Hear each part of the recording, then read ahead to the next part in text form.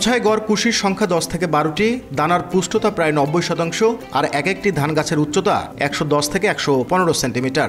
ব্রি hybrid 8 জাতের ধান আবাদ করে এবার বাজি মাত করেছেন রংপুরের কৃষকরা।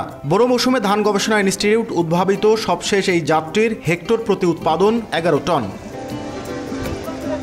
বিভাগের 8 জেলায় এবারই প্রথম আবাদ হয়েছে ব্রি হাইব্রিড 8। কৃষকরা জানান স্বর্ণা জাতের বিকল্প হিসেবে এই ধান উপযোগী এবং রোগবালাইয়ের প্রকোপও অনেক কম। হাইব্রিড 5 আর 3-এর মধ্যে যেটু রোগবালাই অনেক দেখা যায়, যে শীষ পচাড়ি হয়, শীষ কাটা রোগ ধরে, এটার মধ্যে নাই বলা যায়। ধানটার মধ্যে কোনো মাইরও নেই, কোনো পাতানো নেই, তারপরে মাদ্রা পোকাটোকে কিছু নেই, একের ফ্রেশ।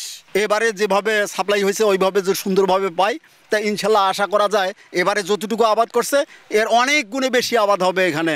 শীর্ষের অনুভূতি থেকে মুক্তি দেয় মাত্র 30 সেকেন্ডে। Pepsodent sensitive expert. গবেষকরা বলছেন ব্রি হাইব্রিড 8 জাতের ধানটি অন্যান্য হাইব্রিড জাতের তুলনায় আয়ুষ্কাল যেমন কম, একই সাথে ফলনও অনেক বেশি। প্রতি শতকে এই ধানের ফলন গড়ে 1 মনেরও বেশি। একই সাথে এই ধানের ভাত যেমন ঝরঝরে এবং সুস্বাদু এবং উৎপাদন খরচ কম হয়, কৃষকরা অনেক বেশি লাভবান হবেন। এটার ফলন শতকে 1 মনের চেয়েও বেশি হয়। দেখা গেছে কোথাও কোথাও আপনার 33 শতকে বিঘায় 44 মন পর্যন্ত আমাদের ধান হয়েছে।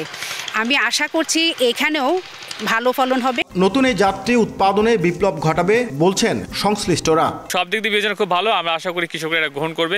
আমরা এর পরে বড় মৌসুমে এটা আমরা একটা ম্যাসিভ প্রোগ্রাম করব, আমাদের কৃষক ভাইরা যেন ধানটা করে এবং তারা বেশি ফলন পায়, তারা লাভবান হয়। দেশীয় আবহাওয়ায় অভিযোজন ক্ষমতা সম্পন্ন উচ্চ ফলনশীল ধানের এই জাতটি গবেষণায় গুরুত্ব দেওয়া হয়েছে কম খরচে, যাতে কৃষকরা বেশি লাভবান হতে পারেন।